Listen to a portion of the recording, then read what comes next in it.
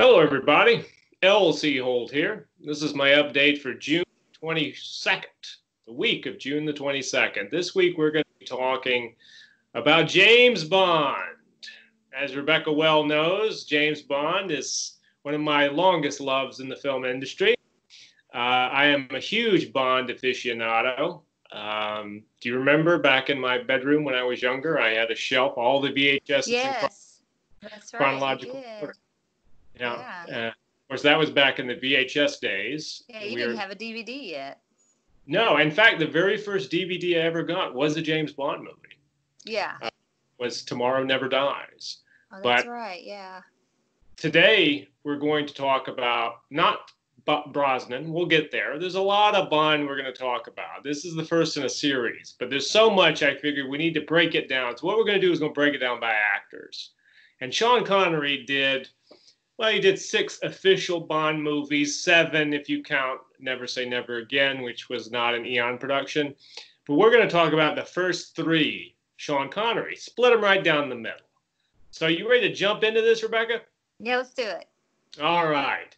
Harry Saltzman was an American film producer. He bought the rights to Ian Fleming's series of books, which had begun back in 1953 with the Casino Royale was the very first James Bond novel written by Fleming. But Saltzman did not do anything with these film rights that he purchased, surprisingly enough. He just sort of held on to them until eventually another American film producer named Albert Cubby Broccoli, Cubby was his nickname, came along and said, I'm interested in purchasing those film rights off of you. And so Saltzman, I guess, saw enough potential in Bond as a film series that he was like, I don't know if I want to get rid of him so quickly. So Broccoli said, well, here's an idea. What if you and I partner up and we co-produce these movies? And Saltzman was like, that might be a good idea. And thus was formed Eon Productions, which is the company that to this day produces all of the James Bond movies. They basically purchased all of Ian Fleming's novels, the film rights to them, with the exception of Casino Royale, the first book. Casino Royale had been an episode of a 1954 television series called Climax, with an exclamation point, Climax! And so, in which James Bond was actually an American agent in this adaptation, which Climax was an American show. And so they could not purchased that one. The rights were tied up and remained tied up for, as you know, many, many years. They eventually made Casino Royale. That was one of those things we never thought as Bond fans we'd ever see as an Eon production of Casino Royale. But eventually, we got there. So they couldn't start with the first chronological book in the series, obvious reasons. There was another film script, which, and again, this leads into a whole story in and of itself, but Ian Fleming and a writer named Kevin McClory wrote a screenplay for an original James Bond movie called Thunderball. And in this screenplay, the two of them introduced the element of Spectre, which was a villainous organization that eventually Fleming would use later in at least 3 of his Bond novels. And they also invented the character of Ernst Stavro Blofeld, who was number 1 at Spectre. And Spectre was, okay, I'm going to see if I can remember this. Spectre stands for Special Executive for Counterintelligence, Terrorism, Revenge, and Extortion. So Spectre handled all the bad stuff. If there was anything bad you needed done, Spectre did it. Like, they had their hands in everything. So anyway, that's where all those elements were originally introduced, was in that unproduced, as of yet, screenplay. Now, the reason I mention that is, number 1, to tell you this is going to lead to a lot of trouble later. Okay. Kevin McClory will come back into this story. Not on today's episode, because it's going to be pretty much McClory free. But the whole controversy and debacle over who created Spectre and Blofeld and who owned the rights to it would plague James Bond for decades and decades to come, leading to many expensive lawsuits. So with Casino Royale out of the question and all this problem and tie up with Kevin McClory over the screenplay for Thunderball, they decided to make Dr. No into the first James Bond movie. And so that's what they decided to go with. They also had to consider, we only have a $1 million budget for this film.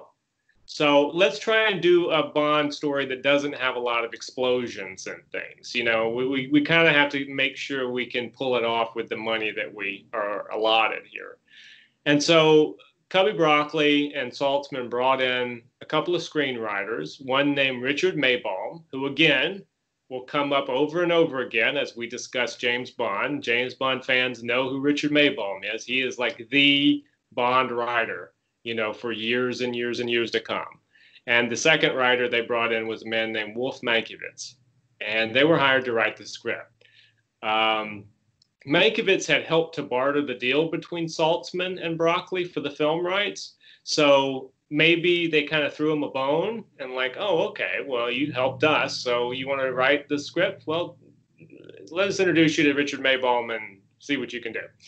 And then also there was an Irish screenwriter named Joanna Harwood, and she worked extensively on the script as well. Joanna Harwood was very interested in being true to Ian Fleming's novels, which I'm sure Fleming appreciated very much. She did a lot of rewrites to the script to try and bring it more closely in line with the book. And she did this later on the next film as well when we get to that. In this film already, we're starting to get hints of Spectre as being the villains.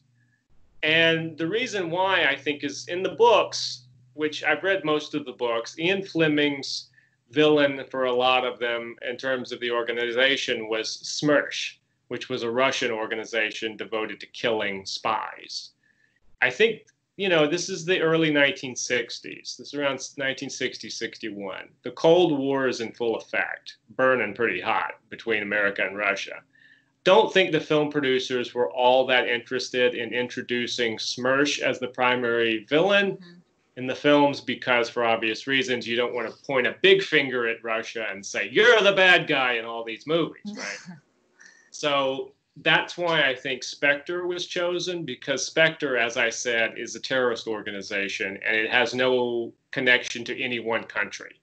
There are people from all countries involved with Spectre. In one way or another, including the main villain of Dr. No. The titular villain, Dr. No himself, is a member of Spectre, which we soon learn. Now, the original choice for one of the original choices as director was a guy named Guy Hamilton. You remember when we did our Superman shows? Uh-huh. And for those of you who are also fans of Superman, go check those out. We talked about Guy Hamilton. He's the one who infamously did those horrible tests. All the tests of Superman turning into animation before he flew away, and $4 million worth of tests trying to figure out how to make Superman fly, and it was just ridiculous stuff. Donner comes in, it's like, you wasted my money. Yes, Donner eventually saved that, but in terms of this, Guy Hamilton does play a big part in several Bond movies. So we're going to give him a pass in the Bond realm, all right? He was the original director that they wanted.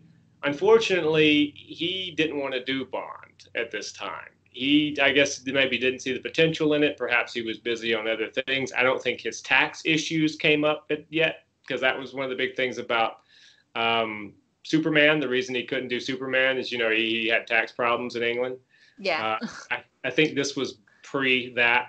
I just think he didn't want to do Dr. No.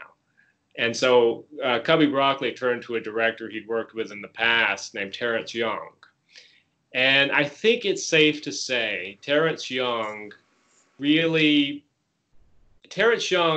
the lifeblood of these early Bond movies. And I don't think I'm over exaggerating that point, because Terrence Young wasn't unlike Bond himself.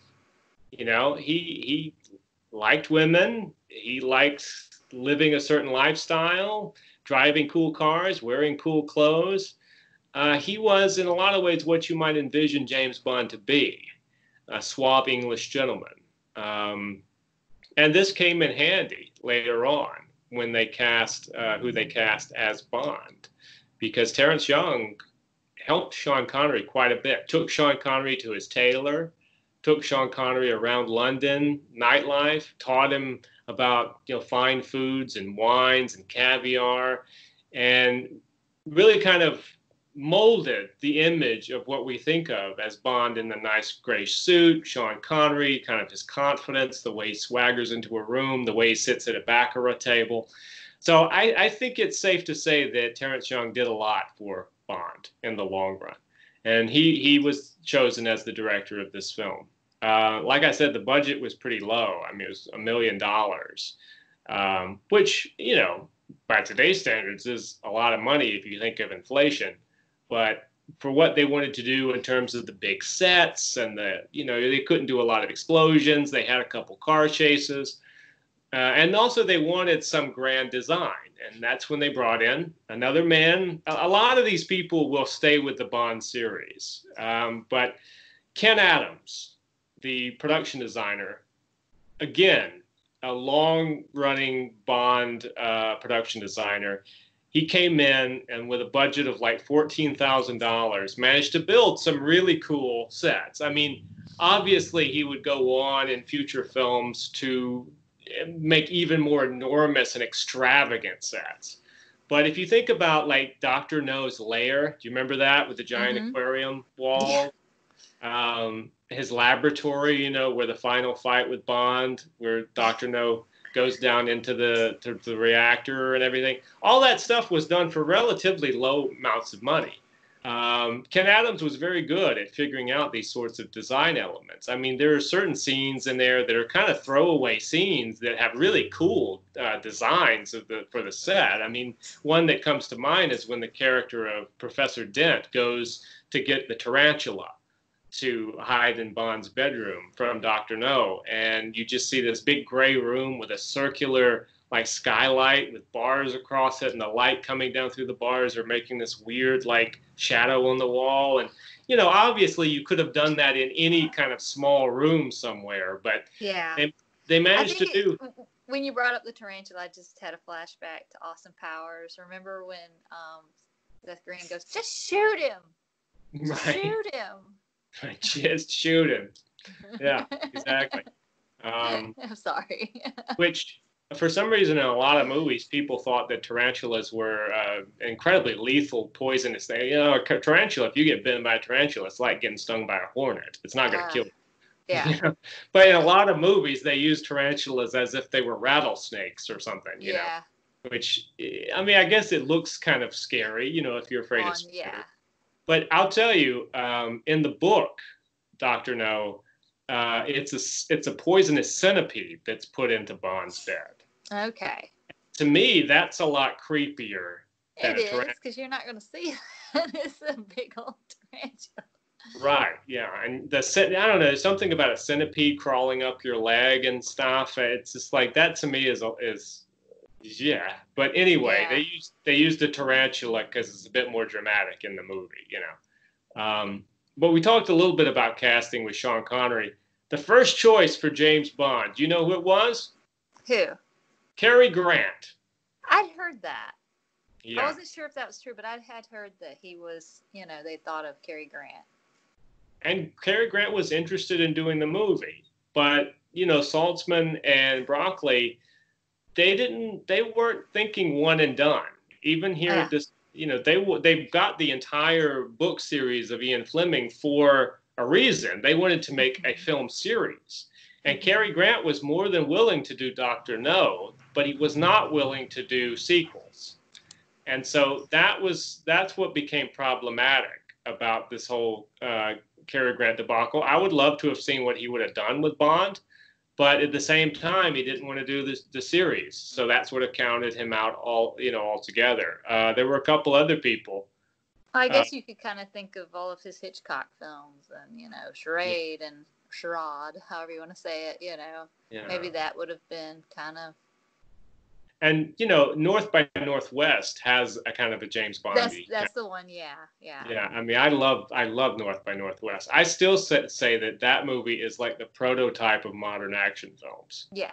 If you look at it, like with the set pieces and how it all plays out and the way it's structured, like that is, you could take that and hold it up against several modern action films and go, oh, I know where you got this idea. You know? And of course, also the idea of the MacGuffin is on full display there. Yeah. And which we'll get to a MacGuffin with the second film in this series. I think it's a great time to point that out. Which, you know, the second film in the Bond series is sort of Hitchcockian in a lot of ways. Not so much Dr. No. I mean, Dr. No is a bit more kind of a straight action. Straightforward, yeah. I was going to say straightforward. And it's a detective story. It's a movie where you do see Bond interviewing people and putting together pieces and stuff. And honestly, that's something that's kind of lost in later Bond movies. Yeah. You know, it's the idea of him doing the old-fashioned detective, you know. Yeah. But anyway, so Cary Grant was not Bond, so it kind of opened the door for a new Bond to step in, and who they chose was a man that Terrence Young had worked with briefly in the past in kind of a supporting role in an earlier movie, a man named Sean Connery, who was 32 years old. Sean was a Scotsman. He came into his interview scruffy, you know, wrinkled clothes, not what you would think of as being your suave, debonair British Secret Service agent. But still, they saw something in his audition that gave him the idea this guy could maybe carry this film. I mean, even though they worked together in the past, Terrence Young was not a huge fan of Sean Connery at first in terms of playing Bond. He didn't really get it. And I'll tell you, someone who was not a huge fan at all of Sean Connery as Bond was Ian Fleming. Yeah. Ian Fleming thought that he was too brutish for Bond. He thought that it just wouldn't play. Because if you read the Bond novels, which I read, you know, the novels after I'd seen many, if not all, of the films. So it's interesting because in the novels, you get an image of Bond, at least I do, that's a little different than the film.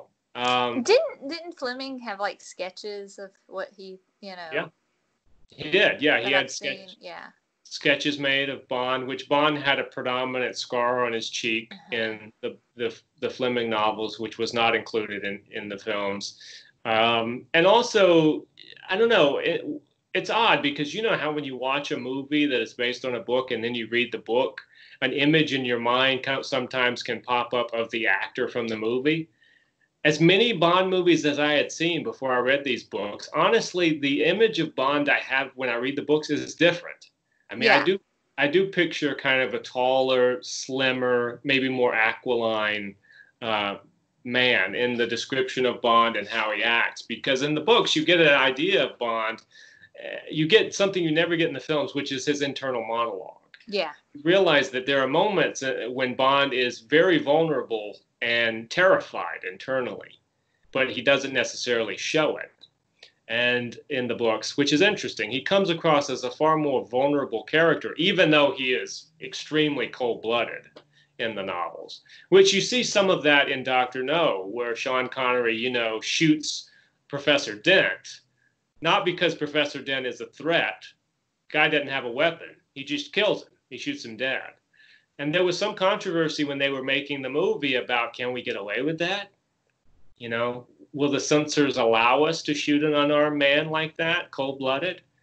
And, you know, I think they had to cut a couple of shots because I think when they shot it originally, Connery, you know, really pumped him full of like 4 or 5 shots. And I think they cut it down to 1 or 2 in the final film. But still, I mean, Bond does kill him just because he can in that scene, you know. Now let's talk about the female role in this film. The one everyone thinks of as being the Bond girl in Dr. No. Honey Rider is the character. Originally, Julie Christie was the original choice for Honey Rider. But what they eventually decided on was the wife of, you know, John Derek. His wife was Ursula Andress. A very, very beautiful woman with a very, very thick Swiss German accent. They cast her basically on a picture of her as a model, And I don't think they realized how thick her accent was until they met her.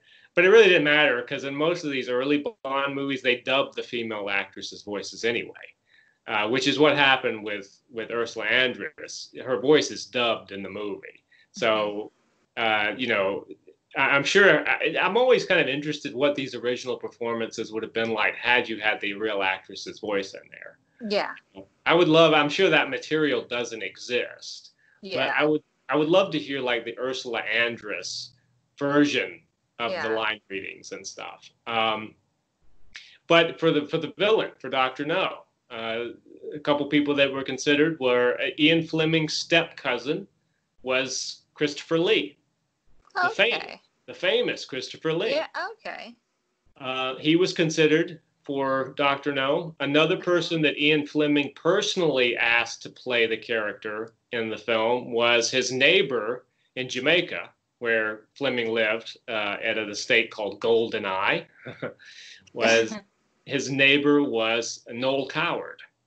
I'd heard about Noel Coward, yeah. Yes, and I guess that's who Fleming sort of envisioned as Dr. No. He asked Noel Coward if he would play him in the movie, and Noel Coward said, no, hell no. A big no to that one. So I don't think that affected their friendship, though. So eventually Joseph Wiseman played Dr. No, which not a bad choice. Joseph Wiseman was, I think, a great kind of early quintessential Bond villain, you know. Yeah. Also want to note while we're talking about cast, this is the first time that you are introduced to the CIA agent, Bond's usual confidant, Felix Leiter. And Felix Leiter is played in Dr. No by the great Jack Lord. Yeah. Who would later go on to success on television in Hawaii Five-0. But was not yet there at this point. Jack Lord was, I think, a great, possibly the best Felix Leiter. There are regulars in the Bond series that keep coming back. Bernard Lee as M, for instance, Lois Maxwell as Miss Moneypenny. But for some reason, Felix Leiter was really never played by the same person.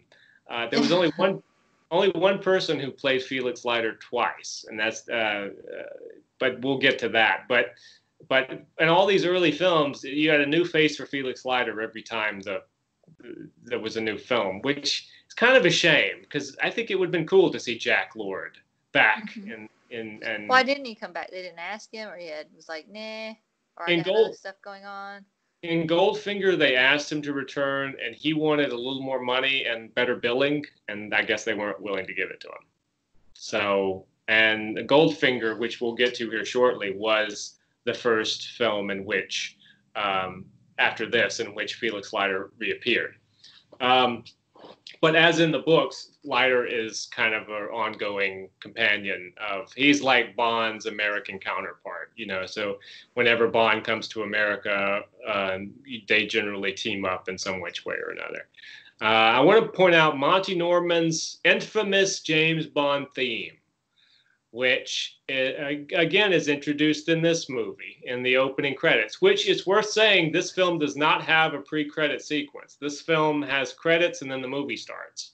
Mm-hmm. It's the only James Bond film in which that's the case. All the rest of them had the pre-credit sequence, then you had the credits, you know, where they're playing over shots of women dancing and stuff like that. Not the case with Dr. No. Dr. No starts with the gun barrel sequence, which Maurice Bender came up with, which has become a trademark of the series.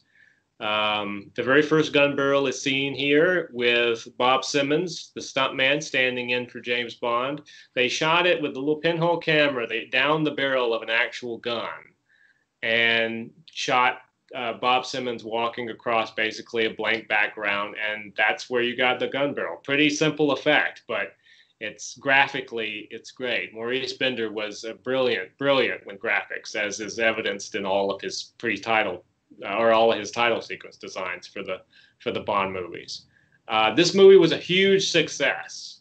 On a $1 million budget, it ended up grossing in 1962 almost $60 million. So that's a hell of a return. Yeah. And so, They're obviously, like, sequel. immediately, yes, they knew they were going to be rolling with this Bond series, film series. And so the question then became, well, since we don't have to do these books in order, and obviously, when was it released in 62? Do you have an exact? Yeah, October the 5th, 1962. Okay. Oh, yeah. Wow. Oh, yeah. Yeah. So the question then became, well, what are we going to do next? And somebody was reading Time magazine, and John F. Kennedy, the president of the United States, was mentioning some of his favorite novels, and on the top of the list was From Russia with Love by Ian Fleming, another James Bond novel. So they kind of got to thinking, well, if JFK likes it, it can't be too bad. So they decided to make From Russia with Love the second Bond film. And I guess based on the success of the first film, they decided to give Sean Connery a $100,000 bonus to return. Now, Sean Connery had signed for 5 films as part of his original contract. So he was coming back one way or the other. So it's kind of cool they gave him a bonus, when they really didn't have to. Yeah. Because I think most places have been like, sucker. Exactly, because his salary for the film was only like $54,000. So they gave him $154,000 to return for From Russia with Love, and they doubled the whole budget of the movie. So this was going to be $2 million, the budget, and that kind of continues the trend because then Goldfinger later was $3 million. So they kept like bumping him up $1 million every time, Ken Adams didn't return because he had other obligations. He was actually working with Stanley Kubrick on Dr. Strangelove, another classic with famously beautiful sets designed by Ken Adams, the great production designer. Maurice Bender as well did not return for the next 2 movies to do the title sequences. A guy named Robert Brownjohn did the title sequences for From Russia with Love and Goldfinger, which both feature film images projected on the bodies of women, and From Russia with Love, dancing women, and Goldfinger, lounging women in gold paint. So that was like apparently Robert Brownjohn's thing, is just like project images from the movie on naked women. Naked women, and that'll do it. But finished. But in terms of the score, again, Monty Norman, even though his James Bond theme became a recurring aspect of all the films, he did not return as composer. A guy named John Barry did. John Barry had arranged the James Bond theme and some of the other music in Dr. No, so it was kind of a natural choice just to kind of slip him in there. And John Barry would go on to be the Bond composers. He did a total of 11 Bond films as a composer. So John Barry's music became synonymous with Bond for sure. He was the man, This was the first film, as I said before, to have a pre-title sequence before the credits, which, of course, was to be a great trademark of the films. And in this pre-title sequence, we're introduced to the character of Red Grant, played by the great Robert Shaw, probably one of the first physically, because Dr. No wasn't really a physically imposing figure, even though he had those mechanical hands and they were kind of strong, But when you see Robert Shaw as Red Grant in From Russia with Love, it's quite striking because you go, God, this guy could, break a normal man in 2 with the snap of a finger. He's huge. And we're introduced to how deadly he is in the opening sequence because you see him stalking a man who appears to be James Bond, and he murders him with a garrote. And then he pulls off the mask, and you realize it's not James Bond. It's just a guy that he was hunting in preparation to kill James Bond. Because the plot of From Russia with Love is that, Spectre, in retaliation for the death of Dr. No, wants James Bond dead. And so they set into motion this series of events in which Bond has to go find this decoding device called a lector. And the whole point of this mission is basically to set Bond up for murder, for assassination. And so death is constantly looming over this film. And you can definitely feel more of a threat here than in Dr. No, because Bond is really the target of Spectre, and more specifically, Red Grant. It's actually, but, we were talking about the MacGuffins. The Lecter is a classic MacGuffin, because, you know that it's a decoding device, and really the only other thing you know about it is that different people want it, and that's really all you need to know about it, Other than that, we don't go into great detail about what a Lecter is, and all that kind of stuff. In the book, it's actually called a Spectre, but since they made Spectre a villain, yeah, it kind of already used Spectre, so they just changed a couple letters and it became the Lecter. This is also the first film in which you actually see Blofeld, with petting the white cat. Yeah. You don't see his face, but you see his hands. And those hands were actually played by, in the next couple movies where you see Blofeld, the hands were played by the man who played Professor Dent in Dr. No. Okay. So he came back uncredited, because at the end of the movie, you see in the credits, you see the name Blofeld, and then there's a question mark behind it, as if who's the actor playing him? Who's that going to be? Because they kept that secret for the whole time. You didn't see Blofeld's face. You just saw his hands and heard his voice. Now, it's worth noting for sure that in this movie, you get two regular sort of aspects of Bond presenting themselves. Number one, you really kind of get the first Bond gadget, which is the attaché case. And number two, you're introduced for the first time to Desmond Llewellyn as Q, who of course would go on to play Q in just about every Bond movie, with the exception of Live and Let Die, until his death in 1999. So Q was, the longest running actor, carrying on through all the Bonds, all the different actors who played them. And he is introduced in the second film for the first time. And he gives Bond the aforementioned attaché case, which has a knife that slides out if Bond needs it. And also, if you turn the latches a certain way and open it, it activates this nerve gas that will stun an opponent if they tried to open the case.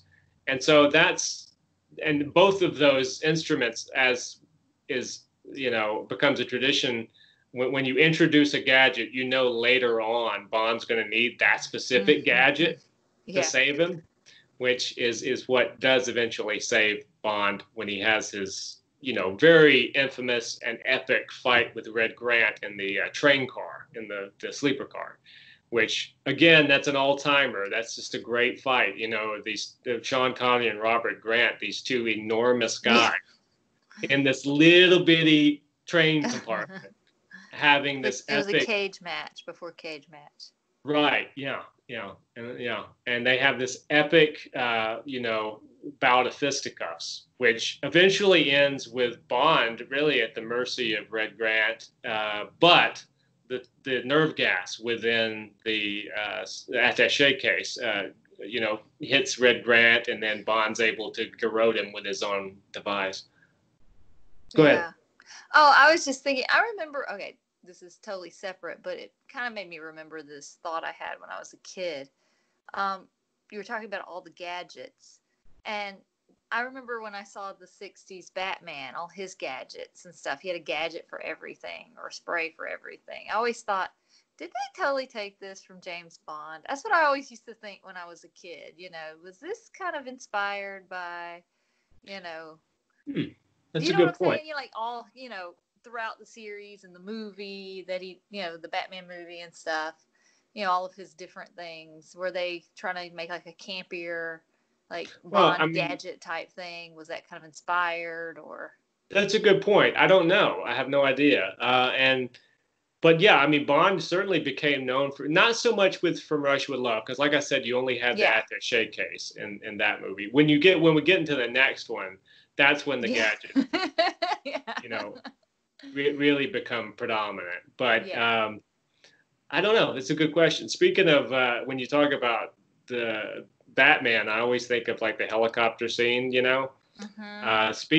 Speaking of helicopters, Terrence Young actually, when he was directing From Russia with Love, had a really bad helicopter crash into water with the cameraman and the pilot and some other people on board the helicopter. It was so amazing. The thing sunk beneath 50 feet of water. Terrence Young swam up out of it, dried himself off, and went and directed a whole day of photography. Didn't skip a Wow. beat. It's like, man, if I was in a helicopter crash, I don't know. I think I might go to the hospital or something. Yeah, we're But like, I gotta take a day off. I'm a little sore. but I mean, there you go. I guess Terrence Young, the prototype of Bond himself, he was just able to, go on with the day and make the day. Best director ever. Um, and there's also a famous helicopter chase at the end of the movie. Bond trying to duck the helicopter as it swoops over his head in the mountains there, and that's sort of a fun one. There's a boat chase, so we got a little bit more action in this than you got, and there's the gypsy girls fighting each other, which I'm sure all the little boys loved. Especially those who have already reached puberty. Yeah. So yeah, we're starting to see a little bit more of that kind of thing coming on, and you also, this was the first time, because the first movie had that song "Underneath the Mango Tree," Yeah. I mean, not really what you would think of as a Bond song. From Russia with Love actually had a title song, so I guess you could say this is the first time you had From Russia with Love, which doesn't play on the credits. It plays at the very end of the movie. Yeah. Kind of a croony type number, Yeah. not at all like what you would get in the next The movie. next one, oh yeah. And it's sort of I don't know. From Russia with Love as a song, I think, is a bit of a forgettable tune. Not a lot of people, walk around going From Russia with Love. But the next one we do. Oh, absolutely. Yeah. And we'll jump into that right after I tell you that this was, sadly, we were talking about JFK before. This was the last movie Kennedy screened at the White House before he got on the plane to go to Dallas. Wow. So, well, he got to see his favorite book, one of his favorite books, turned into a movie. Yes. It's kind of ironic. It kind of begins and ends with JFK. But I don't know if it was because of the free press they got from it being Kennedy's favorite book, or just the build up from the first movie, which was fresh in people's minds, because From Russia with Love came out right after. I mean, it came out in '63. So that's the thing about these early James Bond movies. There was a new one every year. Yeah.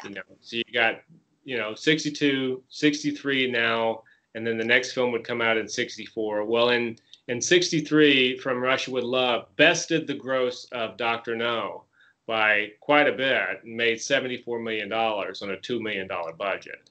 So, I mean, small in comparison to the returns on the next film, which was, of course, Goldfinger. I guess a lot of Bond fans look at this movie and they say, the first two were great, like dark, realistic espionage type films. But when you think of like the Bond tropes, for lack of a better term, you really think of Goldfinger, because that's when they all sort of came together and locked into this whole thing that we think of now as what a James Bond film is, Everything from the little pre-titles mission, which doesn't really have anything to do with the rest of the story. It's just like Bond's on a little mini adventure, and then the credits begin. And of course, when the credits begin, you get the very first, what I consider to be the first real Bond song, which was Shirley Bassey singing Goldfinger. Take it, Rebecca. Oh, He's the Goldfinger. Okay.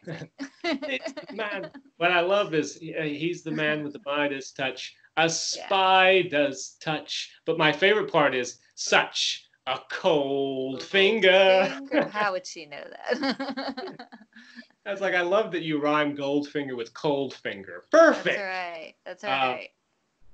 But yes, but Terrence Young, did not return. Do you know who directed this movie? I'll give you a hint. We just talked about him. Guy Hamilton. Guy Hamilton was the director of Goldfinger. Every time I say it now, I'm going to go straight into the song. I love it when I do that. we have a new drinking game for this episode. Every time I say and sing the title, you have to take a drink. Okay. So I'll try and throw in a couple extras just for the drunkards out there. Richard Maybaum returned yet again. This is his third film as screenwriter for Bond. And one of the first things he wanted to do was address the book's biggest plot hole, which was that in the book, Goldfinger's plan is to completely remove all the gold bars out of Fort Knox. This is impossible to do in the short period of time. Mm-hmm. So what they decided to do was change Goldfinger's plan. He's not trying in the movie to take all the gold bricks, because as they say in the movie, it would take like 12 days working all around the clock shifts in order to do that, right? They point that out. So what his plan is in the movie is his plan is to irradiate, set off a bomb, and thus make all the gold in our National Reserve useless for thousands of years by making it radioactive. So that was the first big change Richard Maybaum made. It was also kind of the first foray into this kind of superhuman quality to some of the Bond villains, you know? Yeah. Over the top, like the idea of setting off a bomb to irradiate the gold is something that's so megalomaniacal that only a Bond villain could come up with it, you know? You just don't see people like Red Grant or Rosa Klebb going, oh, let's irradiate all the bullion in Fort Knox, you know? But already we're starting to get into that sort of slightly arch world of James Bond, where it's real, but it's not really 100% realistic, you know. As I said before, unfortunately, Jack Lord did not return as Felix Leiter. We got an older fella playing Felix, and it almost seemed like from here on out, whenever they cast a new Felix, they cast him specifically for what the character needed to do in the story. So in this story, it's not really relevant that Felix is, you know, around Bond's age and he's sort of a younger man. So he's played by a guy that's almost like a grandfatherly or at least a really nice uncle, you know. And I don't know, it's a little odd because, I don't know, I don't think it works as well for Felix to have a man of age. I think it's kind of neat, more neat when he's sort of Bond's age, you know, when they're kind of contemporaries. But really all that Felix does in this story is he shows up at the Miami Beach Hotel where Bond's on vacation and gives him the basic sort of down low on Goldfinger. And then after that, he shows up at the end for a few minutes, you know, and that's Felix's function. So you didn't really need him to be physical or anything like that. I mean, Goldfinger is played by Gert Forb in this movie, and he couldn't speak a lick of English. But like the Bond girls, they knew they could just dub him. There's a great story where Honor Blackman had her first scene with him. She didn't realize that he wasn't going to speak the lines in English, so she started to talk. No. She gave her first line on camera while the film was rolling, and he started talking in German, and she looked over like, okay. And apparently she just went with it. Like every time he would stop talking, she'd just give her next line. So Honor Blackman was a consummate pro. I was going to say, that's that moment where you go, could someone just please communicate with me what is going on here? If you just tell me, I would be prepared. Right. Yeah. I always wondered, was that the take used in the movie? Because I want to look at her reaction when he started. But obviously, in the film, he's dubbed with, you know, a slightly accented English voice, or, you know, English-speaking voice. Yeah. Now, oh, goodness. We have to jump into, since I mentioned Honor Blackman, let's jump into her character. Introduced late in the film, but certainly one of the more memorable Bond girls. She is Pussy Galore. Yeah. Or as Sean Connery keeps saying, Pussy. I like it. "Oh, pussy." Now, I don't know how they got away with this. That's what I was wondering. How did they get away with this? I mean, as tight as they were in at this time with censorship, and you have a character who is not hiding the lead in her name.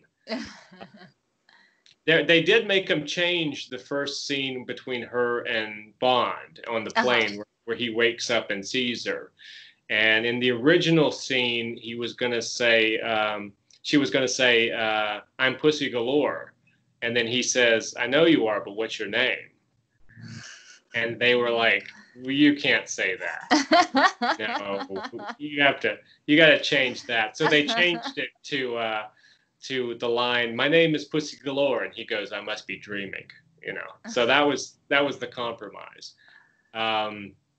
Also, this is probably a good time to mention that in Ian Fleming's novels, the character of Pussy Galore is very overtly lesbian. She's gay. And all of her sort of, she has the troupe of pilots who are also all gay. In From Russia with Love, Rosa Klebb, the villain with the poison-tipped shoes, remember? She in the books was very, very blatantly gay. They had to address this, and I give them props because they didn't sort of brush this off in the movies. They were kind of clever about it. Like for instance with Rosa Klebb in From Russia with Love, you can kind of get the sense in how she's looking at Tatiana, that there is a strange, and Tatiana is feeling a little odd about, the way Rosa is touching her and stuff. And so they were very subtle in how they worked in these gay themes. You could very easily have just made all the characters straight and vanilla, and just say, "Oh, in the movies, they're not gay, whatever." But they didn't do that, which is pretty brave if you consider the time and the amount of censorship that was going on, especially about that sort of material. Now, I wouldn't say in Goldfinger it's, suggested in any sort of radical way that pussy, it's just so weird to say that it's Miss not, Puss. yeah, that Miss Galore is gay, but you get the subtext of it, I think. Mm-hmm. And then, of course, it's all sort of canceled out by the end because Bond's macking on her, and they're rolling in the hay and stuff. But I give them props for not altogether excising that sort of material. Yeah. And keeping the characters as true to who they were in the books as they possibly could, given the time. With the censorship that was going on, yeah.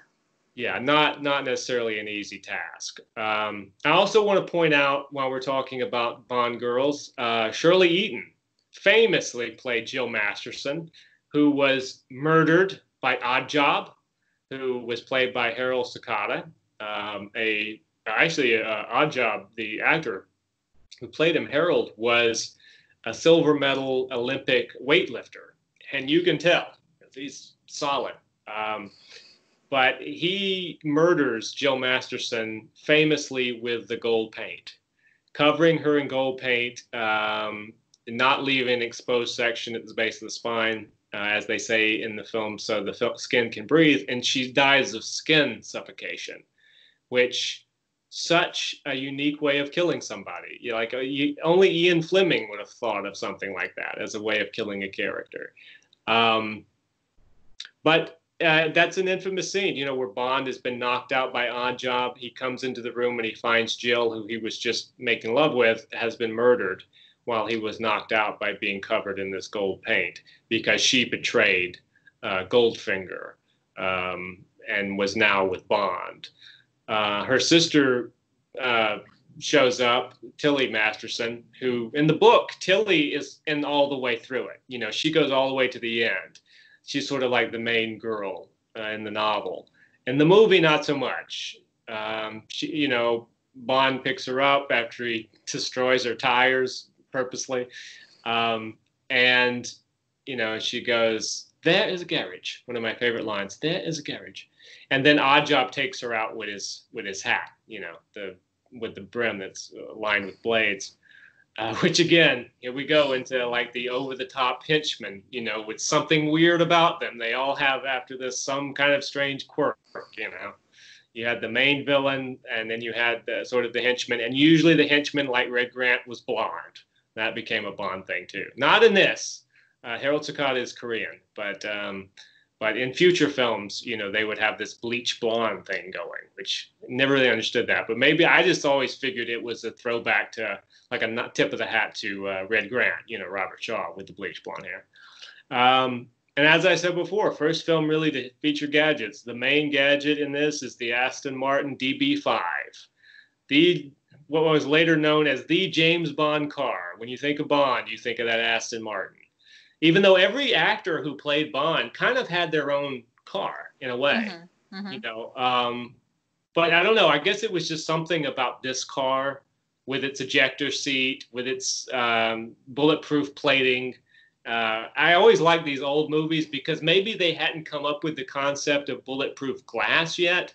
Because remember the bulletproof plating, he would hit a button and like this metal screen would come up but in front of the windshield. So my question was like, how do you see through it? It's like a big solid metal.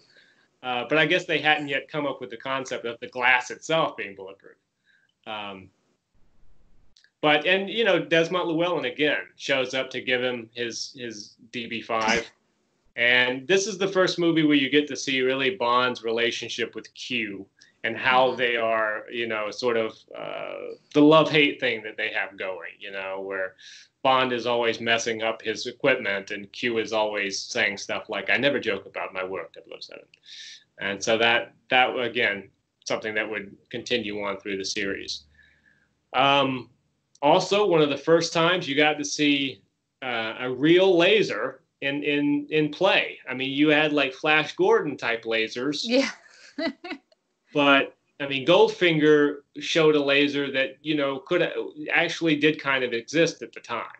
I mean, it was enormous. You remember when Bond's on the table and he has that enormous laser over him and it's coming up between his legs. In the book, it wasn't a laser, of course. It was a diamond saw that was coming up between his legs. And in the book, again, that's a great scene from Goldfinger, the novel, where you see Bond's internal monologue and you realize like how desperate he is to get out of this situation that he can't really get out of. And in the book, he even tries to hold his breath to kill himself at one point and realizes the futility of trying to hold one's breath in order to kill themselves, that your body's always going to make you take a breath. You don't really see that kind of stuff in the movie so much, where Bond's usually very cool, You don't know what he's thinking, but you do know that at least what he's showing is pretty cool.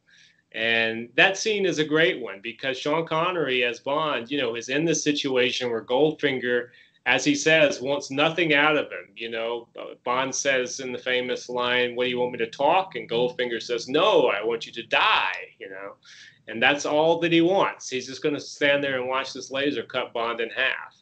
And then Bond has to talk his way into surviving, which he manages to do by a hair's breadth, because that laser is getting mighty close to the little Jimmy down there. But he manages to survive. And it's a good thing he does, because that would be a very short movie. Came close to his cold finger. His cold finger. That still counts. That counts for the drinking game, by the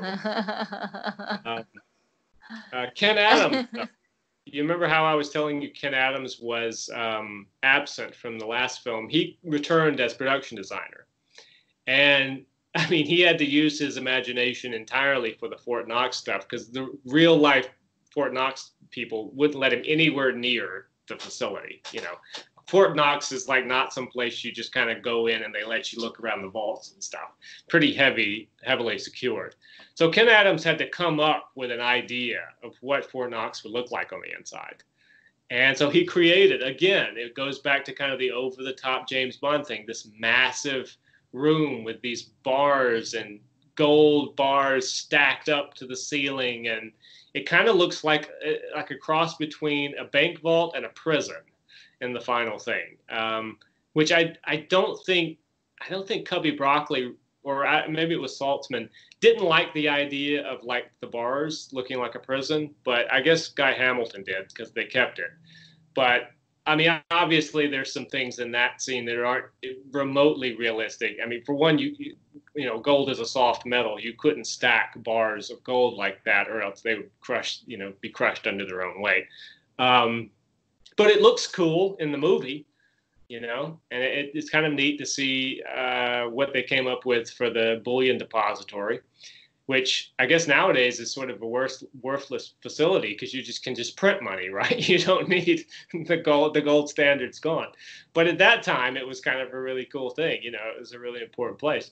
But anyway, and then, you know, it goes back to that sort of unrealistic Bond thing where at the very end, you had this giant bomb, which Bond is trying to defuse, and then, you know, even though the ticks, like, it goes way too many ticks over, but when he finally diffuses it, it stops. The counter on the bomb stops on 007, you know.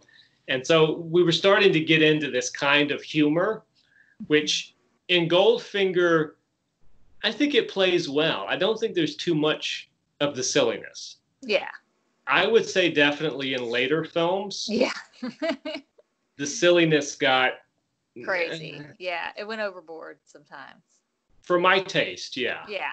For my taste, it was a little too much. I know there were some people who maybe were like raised on some of those later films that love that humor, you know, and that's fine. You know, that there's certainly an era of Bond, or at least certain kind of couplings of Bond movies where you could say, well, you know, okay, it's silly, but it's watchable. You know, it's not terrible.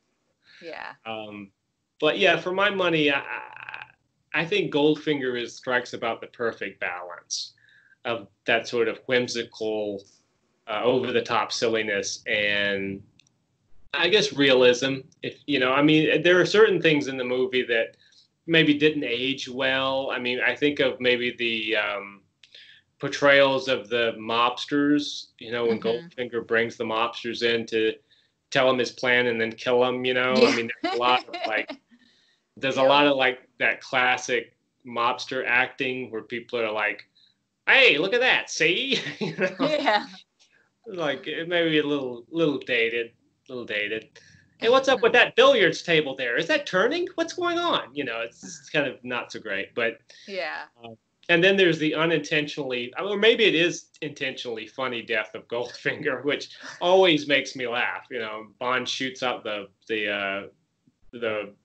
plane, the window of the plane, and you just see Goldfinger like flying. Really early effects where he's just kind of like flying like a Macy's Day parade balloon, and he just gets this. He's so big, he gets stuck in the plane window, and then just kind of sucked out. You know, a little odd, but it's dark. It's not as dark, not as realistic as something like From Russia with Love. You know, which is in some areas kind of brutally realistic in its depiction of violence, especially for the time. This is a little more cartoony. But hey, you know, we were talking on earlier shows about Star Wars and merchandising and stuff.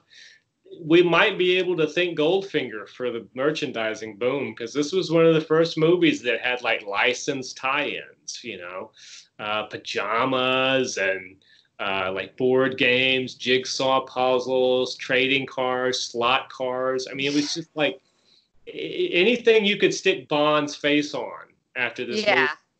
You know, which I'm sure the Eon production guys, Saltzman and Broccoli, probably love that because they imagine the money they made from merchandising. I saw like I think it's probably in the past 10 years. I can't remember exactly when it came out, but you know his little blue, I call it the man romper that he wears in Goldfinger. They came out with it. That I can't remember what company guys could get their own. I don't know how much they were, but yeah, you could buy a Goldfinger romper, the blue romper.